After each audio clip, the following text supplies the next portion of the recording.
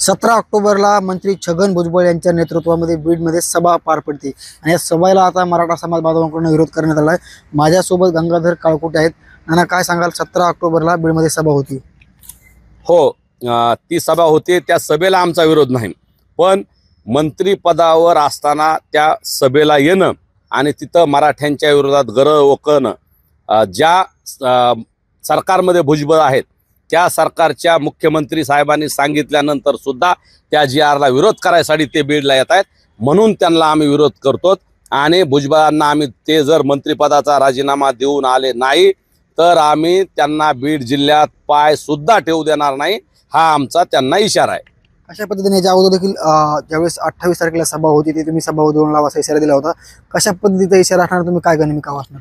नाही, सभा उधळायचं त्याही वेळेस म्हणलो नव्हतो, पण ज्या क्रीडांगणावर ते सभा घेत आहेत ती सभा घेत असताना बीडच्या या तथाकथित त्या नेत्याला, स्वयंघोषित नेत्याला, त्याला तिथं सभा घेण्याचा नैतिक अधिकार नाही, म्हणून आम्ही ती सभा तिथं घेऊ नये, नसता ते आम्ही ते ग्राउंड उकाडणार असं बोललो होतो। कारण अनेक लोकांच्या तिथं तक्रारी आल्या की तिथं सभा होऊ नये, तिथं ग्राउंड चिखल झाला होता आणि छत्रपती शिवाजी महाराजांनी छत्रपती संभाजी महाराजांचं नाव घ्यायचा नैतिक अधिकार त्या इथल्या आयोजकाला नाही। त्यानं कधीही छत्रपती शिवाजी महाराजांची, संभाजी महाराज जयंती केली नाही। आता isakal.com आहे देशातील नंबर 1 ची मराठी न्यूज वेबसाईट। प्रत्येक अपडेटसाठी isakal.com ला नक्की भेट द्या। त्याच्या बॅनरवर कधी शिवाजी महाराज, संभाजी महाराज फोटो नसतात, म्हणून त्याला तो नैतिक अधिकार नाही, म्हणून आम्ही ते तसं बोललो होतो। पण आताच्या सभेला आमचा विरोध नाही, पण भुजबळाला आम्ही पाय सुद्धा ठेवू देणार नाहीत आणि त्यांनी मंत्रिपद असताना बीडमध्ये येऊ नये, मराठा आणि ओबीसी वाद लावायचं, घटनेच्या तत्वाचं भंग करायचा, घेतलेल्या शपथेचा भंग करायचा आणि इथं मराठ्याला विरोध करायचा, ही गोष्ट इथल्या मराठ्यांना पटलेली नाही।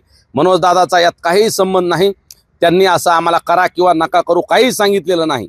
परंतु या बीड जिल्ह्यातला संवेदनशील माणूस, या बीड जिल्ह्यातल्या सगळे मराठे ज्याला वाटतं हा GR टिकावा, ते सगळे आमच्या सोबत आहेत आणि इथल्या प्रत्येक मराठ्याला वाटतं की आमच्या गोरगरिबाला मिळालेलं आरक्षण, हैदराबाद गॅजेटनुसार मिळालेल्या आरक्षणाचा शेवटच्या घटकाला फायदा व्हावा, म्हणून सगळ्या मराठ्यांनी ठरवलंय आणि सगळ्या मराठ्याच्या मनात आहे की या भुजबळला विरोध झाला पाहिजे, त्यांनी संविधानिक पदावर असताना राजीनामा देऊन आलं पाहिजे, नसता जर GRला विरोध केला तर जशाच तसं उत्तर म्हणून त्याला बीडमध्ये पाय सुद्धा ठेवू द्यायचा नाही। पण तो जर पोलीस संरक्षणात आला, त्याने जर आमच्यावर बळाचा वापर करून कारवाई केली तरीही गनिमी काव्याने आम्ही सगळेजण त्याला बीड जिल्ह्यात येण्यापासून रोखणार म्हणजे रोखणार आहोत। 2 ऑक्टोबरचा GR काढला आणि तो GR रद्द करण्यात यावा अशी मागणी छगन भुजबळ करतात, मात्र आमचा गनिमी कावा काय असतो ते आम्ही 17 ऑक्टोबरला दाखवून देऊ असा इशारा मनोज जरांगे पाटील यांचे सहकारी गंगाधर काळकुटे यांनी दिलेला आहे।